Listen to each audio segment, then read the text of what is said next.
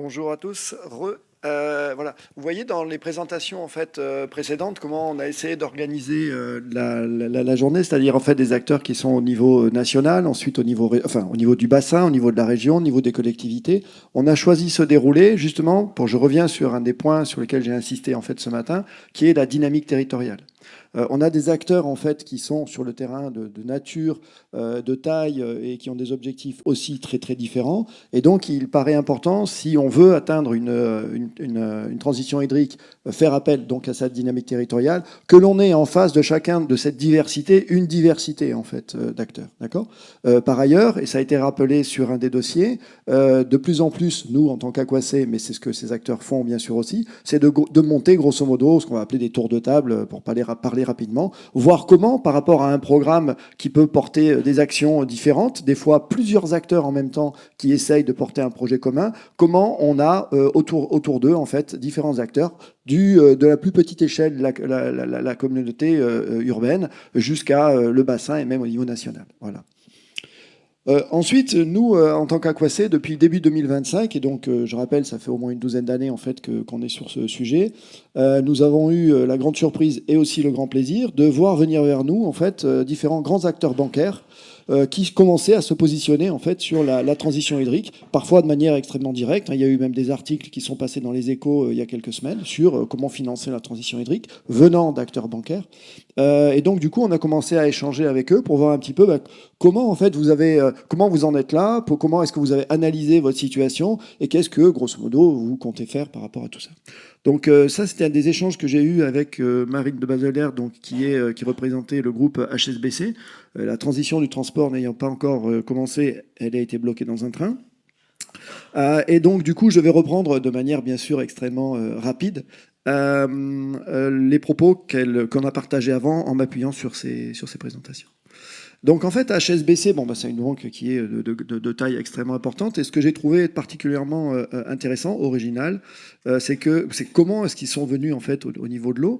Et vous voyez, en fait, ils ont fait sur des entreprises dans un pays d'Asie de l'Est, ils ont fait en fait des analyses de scénarios stress hydrique, mais non perturbé, évaluer l'impact potentiel sur le risque de crédit lorsque les services naturels sont perturbés par des facteurs non climatiques. D'accord ?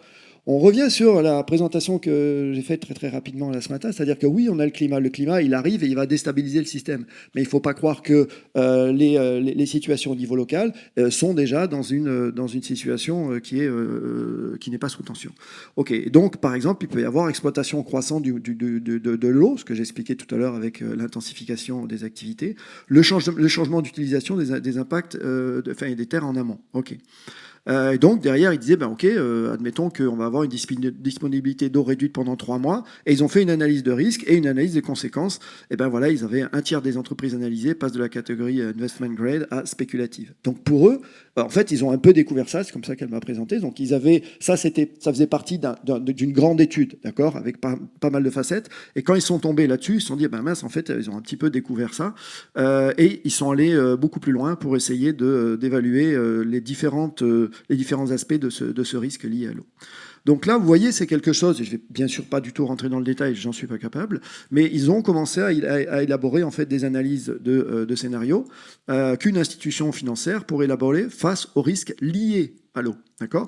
Donc bien sûr, un stress hydrique prolongé, stress structurel, donc vous voyez, donc ils ont pris des hypothèses et derrière ils ont traduit ça en termes de conséquences pour eux. Les crues extrêmes, parce qu'il ne faut pas oublier ça aussi, une grande partie des sites industriels peuvent être à proximité de fleuves ou de rivières pour avoir des besoins en eau, de refroidissement, etc. Ben oui, mais si vous avez des inondations, vous êtes aussi impacté. Un stress réglementaire lié à l'eau, donc vous voyez, tout ça, c'est une autre contrainte qui arrive. Qu'est-ce que ça a comme conséquence ? Et puis, bien sûr, tout à l'heure, j'évoquais ça, le stress combiné eau-énergie, c'est-à-dire qu'à un moment donné, j'ai ni accès à l'eau, ni accès à l'énergie, ou alors j'ai le prix de l'énergie qui fait x10, même si c'est pendant 3 mois, ça fait pas plaisir. Et ça a à chaque fois, bien sûr, des conséquences. Donc voilà, ils ont fait ce travail que je trouve extrêmement intéressant. Et il y a d'autres exemples de scénarios de stress. Donc, par exemple, pollution accidentelle d'une usine locale. Ah bah oui, il y a une pollution. Du coup, l'eau potable de la zone n'est plus est impropre. Et donc derrière, bah, qu'est-ce que ça a comme conséquence? Charge exceptionnelle pour la collectivité, etc., etc. De la même manière, contamination chronique, ça a été montré tout à l'heure dans les présentations, notamment par Julie Essen. Donc avec les PFAS, les nitrates, les pesticides et compagnie. Derrière, ben, endettement accru. On a eu des chiffres qui ont été présentés à la fois par Florence et puis par Julie. Derrière, alors là, ça faisait pas partie du tout des discussions que j'ai pu avoir. Donc, vous allez juste voir des jolis tableaux, mais qui montrent que, par exemple, ici, il y a donc le fonds souverain de Norvège qui a fait ce type d'analyse et en disant, ok, d'un point de vue de l'eau et donc les couleurs, bien sûr, plus c'est foncé, moins c'est dans la bonne direction. Ici, c'était une analyse aussi avec cartographie de matérialité pour UBS et puis pour la Deutsche Bank. Et à chaque fois, on voit qu'effectivement, ces grands organisations bancaires en fait, sont en train de se positionner sur une analyse de risque liée directement à l'eau. Donc la stratégie bancaire, telle qu'elle l'analyse, c'est bien sûr anticiper tous ces scénarios pour orienter les financements vers la rénovation des réseaux d'eau, la dépollution, les infrastructures vertes, grosso modo ce que j'évoquais moi tout à l'heure. Positionner des produits verts, donc obligations vertes locales, prêts verts aux collectivités, et puis, très important, gagner en crédibilité vis-à-vis des régulateurs et investissements institutionnels, parce que, ben oui, toute la partie financement, et c'est l'objet de cette matinée, va nécessiter un grand nombre d'actions, un grand nombre de financements, et donc il faut qu'il y ait une cohérence et des interactions importantes entre tous ces acteurs. Voilà. Je suis désolé d'avoir dégradé la qualité de la présentation de Marine de Baselère, qui m'a autorisé par SMS en me disant oui, oui, vous pouvez bien sûr présenter les slides. Voilà pour cette partie.